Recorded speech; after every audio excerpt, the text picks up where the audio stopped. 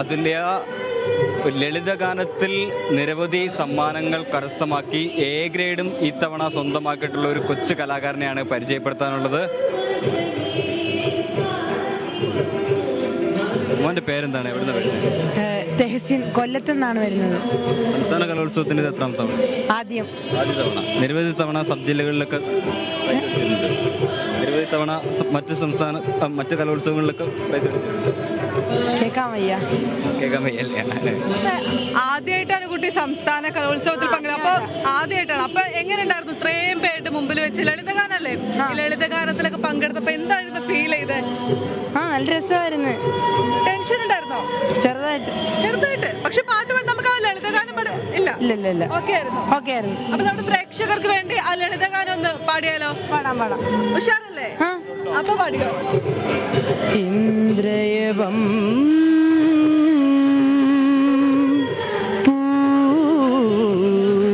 പൂത്തുലഞ്ഞു ചൈത്ര പൗർണമി രാവിൻ പൂനിലവിൻ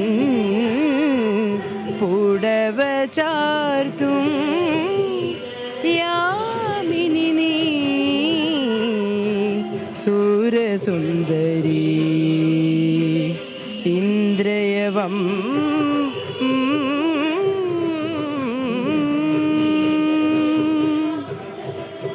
പിന്നെ ഒരു അതുല്യ പ്രതിഭ തന്നെയാണ് നമ്മുടെ മുമ്പിൽ നിൽക്കുന്നത് അല്ലേ? തീർച്ചയായും അതുല്യ പ്രതിഭ തന്നെയാണ്. അതിനെന്തായാലും നമ്മൾ എടുത്തു പറയേണ്ട കാര്യം തന്നെയാണ്. അപ്പൊ ഇത്തവണ ആര് കപ്പടിക്കുമെന്നാണ് തോന്നുന്നത്? എന്തിന്? കിരീടം ഒന്നും അറിയാൻ വയ്യ. അപ്പൊ കൊല്ലം അടിക്കണം എന്ന് ആഗ്രഹമല്ലേ? കൊല്ലം കപ്പടിക്കണം എന്ന് ആഗ്രഹമല്ലേ? ആഗ്രഹമുണ്ട്, കപ്പടിക്കണം എന്നൊക്കെ ആഗ്രഹമുണ്ട്. കിട്ടുവാണെങ്കിൽ ഓക്കെ.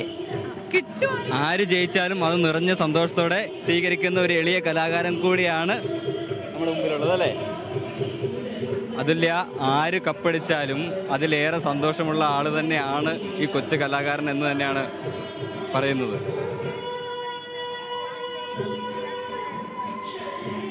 എന്നുള്ളൊരു നിലപാടിലാണ് എന്തായാലും നമ്മുടെ ലളിതഗാനത്തിൻ്റെ കലാകാരനുള്ളത്. ആ കൈകളിലുള്ള ഭാവത്തിലായിരുന്നു എൻ്റെ ശ്രദ്ധ.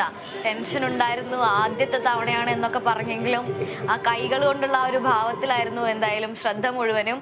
കൊല്ലത്തിന് കപ്പ് കിട്ടിയാലും ഓക്കെ, കപ്പ് കിട്ടിയില്ലെങ്കിലും ഓക്കെ, ആ ഒരു മനോഭാവം, അതിലും ഓക്കെ ആയിട്ടുള്ളൊരു മനോഭാവം എന്താ